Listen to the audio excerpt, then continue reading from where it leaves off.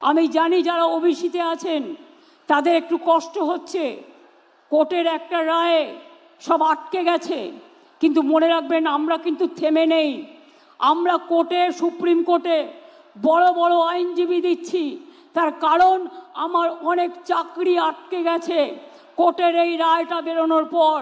তার জন্য যতক্ষণ এটা ক্লিয়ার না হচ্ছে আমি চাকরিগুলো দিতে পারছি না, কারণ ওবিসি রিজার্ভেশনের মধ্যে দিয়ে আমি চাই যারা ওবিসি তারাও সুযোগ পাক, শিডিউল কাস্ট সুযোগ পাক, শিডিউল ট্রাইব সুযোগ পাক, জেনারেল কাস্ট সুযোগ পাক।